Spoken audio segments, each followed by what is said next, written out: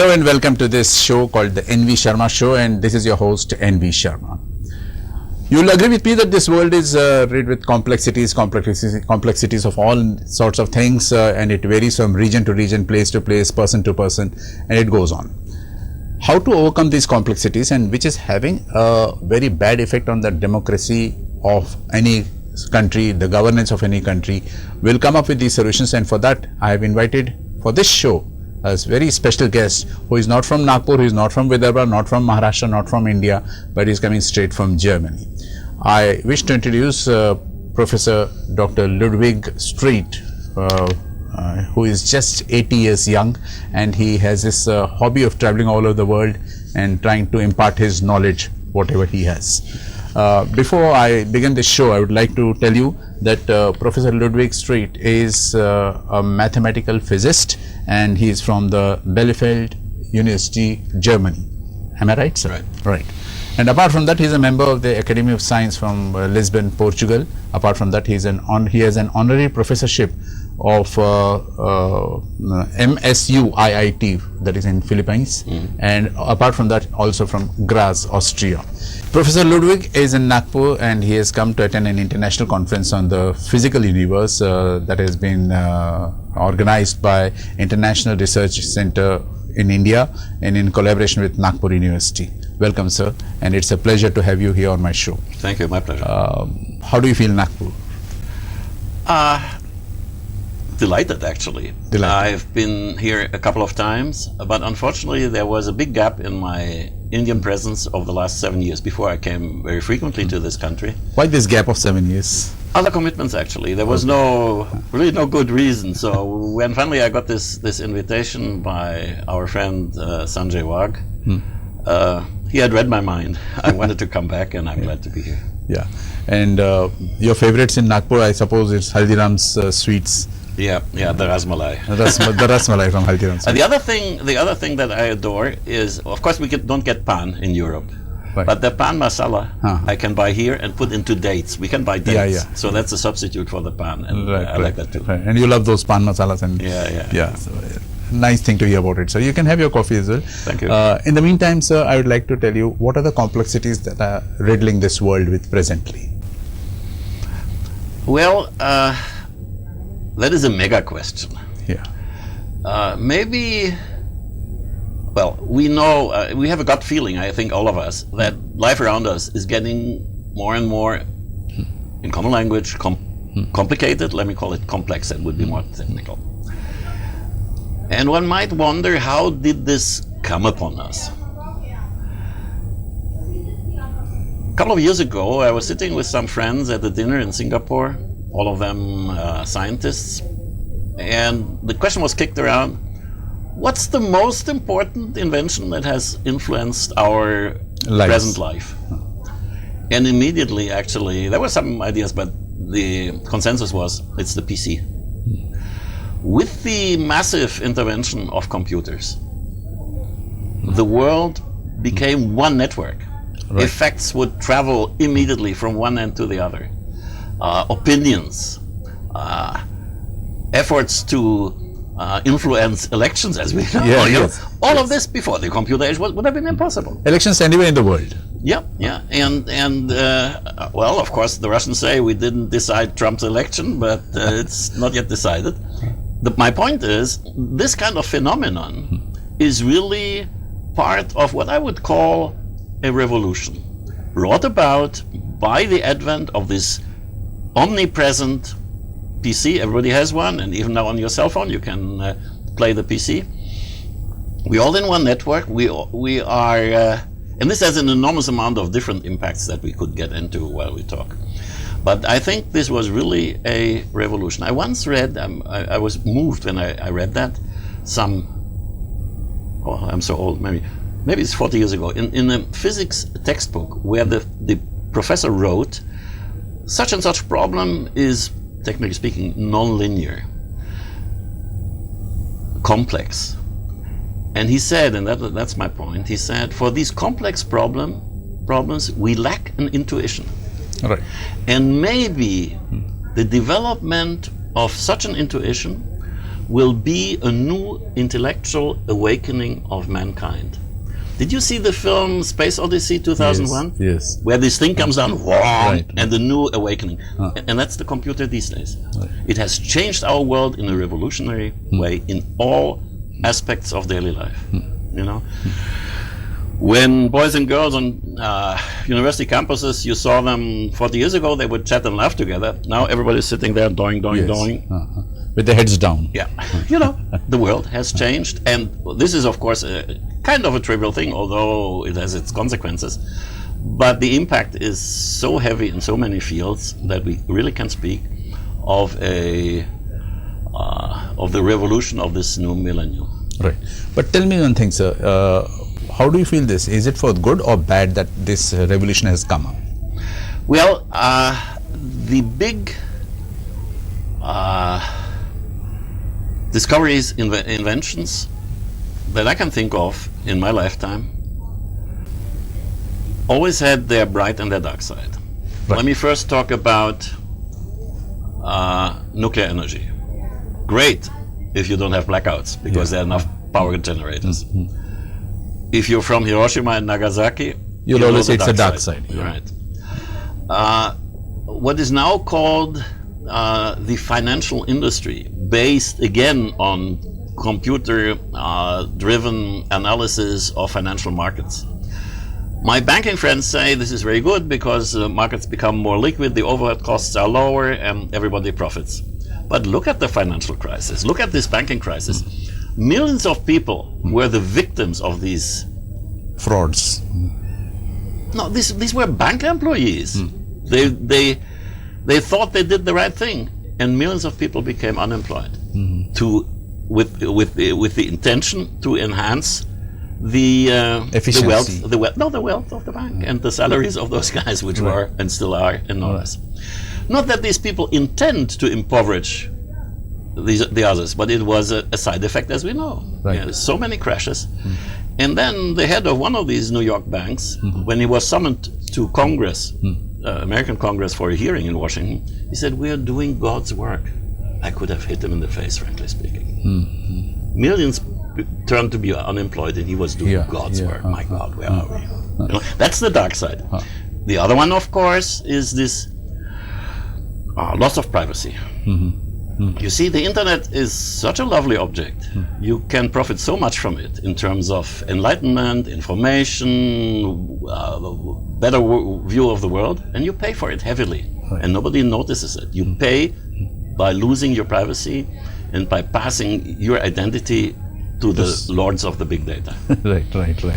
But don't you think, sir, that by resorting to these things like PCs and such, internet and other social media forms, we are giving away our heart, our soul, our brains and everything, and becoming more and more of a mechanical sort of machine rather than having some humanity in us? Well, I wouldn't say that we become machines. I would say, no, on the contrary, there I would point to the positive side. We have the option to be much better informed, and hence we can do things better and have more pleasure out of seeing films or whatever. So that is not so much of a problem. There is a risk in a certain superficial view of things. Take the Facebook. You define friendship by touching a button. Yeah. You must still remember how lovely the word and the idea of friendship was. You know, it was rich and deep, and now it's totally different. It's a mechanical click nowadays. Yeah, it's a loss. It's a loss of human quality. So you have both sides. And of course, this giving away of privacy. I mean, it has been argued by the people that defend this open and uncontrolled net that you get this enormous amount of transparency. Right. It's not right. They are losing your privacy. I'll give you an exercise about transparency. Right. The lords of the data, whom we all don't know, they sit somewhere, and I don't know what they are going to do. But one thing is for sure: the net, the web, knows about your hobbies, your capacities, your body odor if you have one, some stupid thing you did 10 years ago, your political leanings, it's all there. Highlighted there. And you have no chance to retrieve it. And even less if there's an error to correct it. So the cloud, that famous cloud of big data, knows everything about you. It doesn't tell you what you think it knows, and it doesn't let you correct it. Right. And if you don't harness this, and harnessing reminds one of harnessing, for example, nuclear energy. If you don't harness this syndrome, these lords of the data, they could be, I'm not saying they are, they could turn to be malevolent. Right. With bad intentions. And if a bad lord of this data cloud would use this information, our society would become worse than North Korea. Right. We could become slaves to them as well. Yeah. Talking of this unemployment that you said, because this has generated a lot of unemployment, millions who are unemployed, etc. Does that affect the immigration process as well? No, the immigration is driven by a very different stratum. The immigration is driven by the fact that even the low quality, low educated workers in Africa don't find jobs because the economy is so confused. They are not pushed out by high technology as we might see in the Western developed countries. So the migration has a different motor behind it. Right. But how does that affect the democratic process again? That is one of the things that the democratic process, the way it runs now, is not able to cope with, because it was a sudden impact.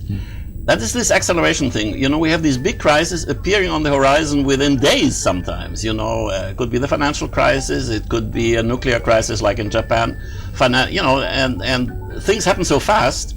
Democracy, as we run it now, with its slow deliberations and careful decision making, cannot very well cope with these sudden appearances of crises. That is something that where this new world, which is informatics driven, has to come up with something I would call democracy 4.0, which is better adapted to react fast and react globally. The other thing is, you see, even if a state government makes some decision, there is a risk that because of this globalization, for example, if you impose a tax, the company goes to some other country. If you impose a law, the guy Page, who was one of the co-founders of Google, he was cited of having said there are many, many interesting things we might want to do, and which unfortunately we cannot do because of the laws prevailing there. And they were thinking about putting ships offshore. Right.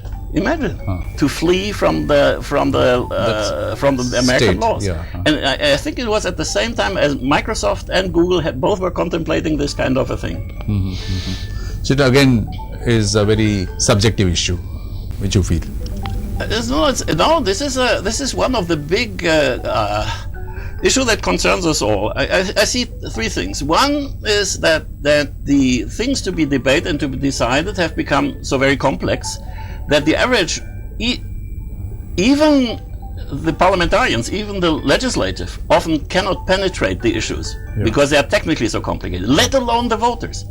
So how do you present your policy to the voters if the policy of necessity is so complex that even the politicians and much less the population will understand the details? Understand those things. That is a big challenge for democracy. That's one thing.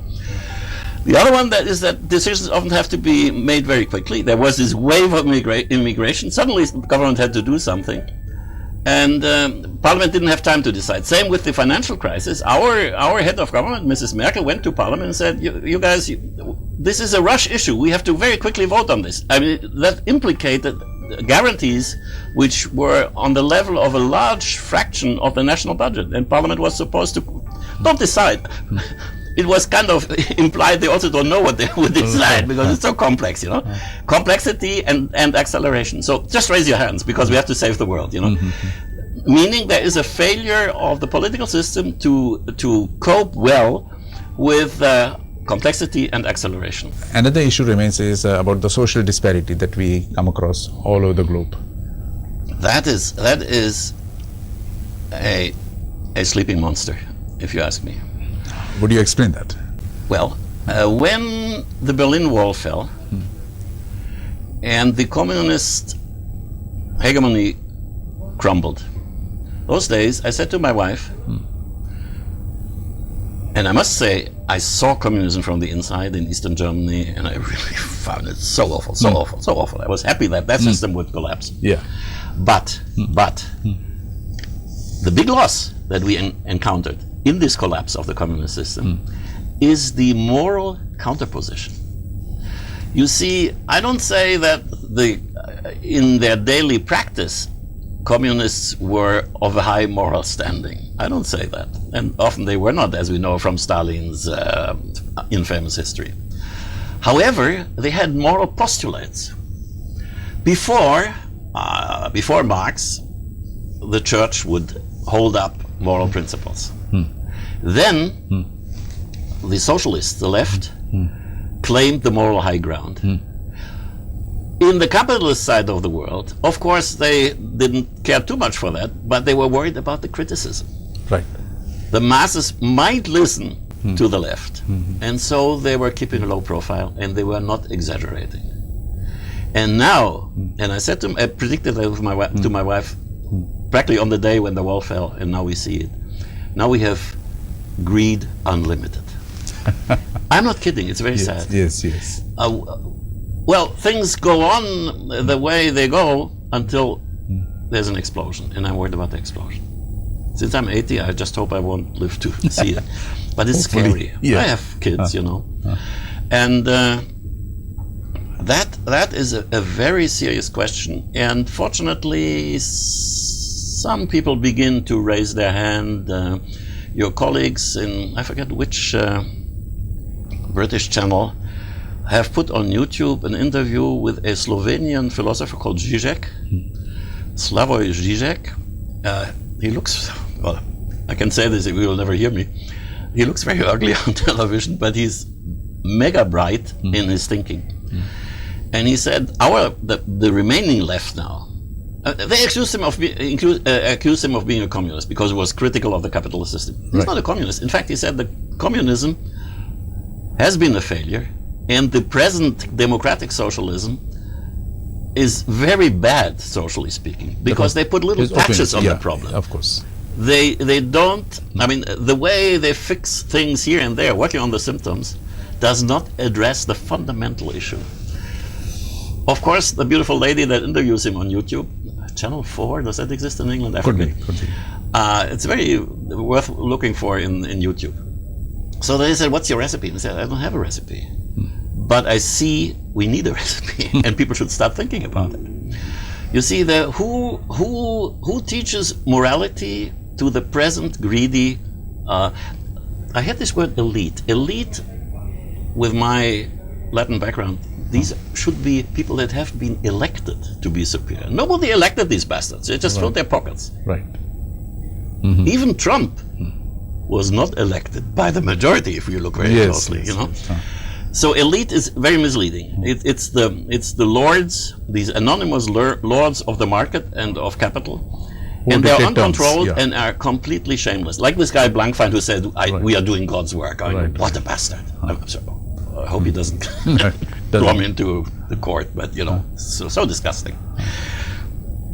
When the financial crisis exploded, I talked about that with my older daughter, who is very much into banking business. Sector, And I said, what do you think? And she said, the saddest thing, when it was just exploding, this crisis at Wall Street, she said, the saddest thing you will see, the system has no memory. What she meant by that is the miserable dealings will repeat themselves. Right. And I'm afraid they're even repeating themselves at a larger scale, which means the risks of the next crisis will be even bigger than the ones that put millions into unemployment. It's so terrible. And that's turning out true as well. I'm afraid. Right. And sir, I would like to ask another question. Globalization has come here to stay. And it has its own plus and minus points. However, it has affected your culture, your political will, your way of business, economy, and so many things. Labor market. Yeah, even the market. How does this impact a democratic country? In many ways. some illusions had to be shed. In the heroic time of the labor movement in the first half, in particular, of the past century, the left, organized labor, was in Europe talking about the internationality of the labor force. Right. Now they're complaining because people in Asia want to make at least half as much money as our workers in Germany. If they took it seriously, they should say, okay, let them do the work, because they deserve to have a slightly better life, still far from the luxury that our workers, in quotes, of course, I mean the quality of life that our workers have. If really that intention was true, that all the workers in the world should unite, ours should shed some of their privileges to the ones in Asia. Of course they won't. I mean, nobody will give away anything that he has. So, but of course, jobs are drifting east. Since I have this connection with the Philippines, do you know, and I saw this on German television actually, in Manila alone, there are more than 1 million call center employees. More than 1 million. More than 1 million. That's a huge That's sum. just it. Yeah. Now, they have family. So we're talking about a city of 4 million or something. Yeah. They're just doing, not for the Philippines, for US companies, for Australian universities, what have you, you know. You call up your favorite university in Australia and there's somebody in the Philippines answering the phone because the salary is lower. That's globalization. Right. So that is its effect, global effect. It's a global effect. Since we are running out of time, I would just like to request you to give a message, if at all you have got, to the world at large. What would be that message? How to overcome this? My message would be, think big. Like the philosopher I quoted, Zizek, don't try to patch the little problems, you know, put a little patch on some ailment here, some ailment there, but look at the big fundamental issues, even if sometimes this is considered not politically correct. When I started to think about this incapacities, this dysfunctionality of traditional democracy, of course I never wanted to abolish democracy. On the contrary, I would like to strengthen it. But it has to be adapted. We need democracy 4.0, somehow different. I don't know how. So get this discussion out in the open. And when I started thinking about that, that was taboo. That was politically incorrect. Democracy, holy cow. If we quote democracy, we can invade Iraq because we are on the moral high ground, and all these crazy things. So don't put these big items like democracy, like market, like government control into the box of taboos. We have to confront these things in an open fashion, think deeply about deep reforms, and don't let yourself be cowed and impressed by the big stakeholders. Right. Like big money, for example, or big government. We should all work for an open debate, and otherwise we will run deeper and deeper into the problem zone. Into troubles, yeah. So this was Professor Ludwig Streit, who was expressing his views on the impact of complexities on this democratic system of governance, and hope you had a nice time with him, and thank you very much, sir, for coming. I think it was great fun.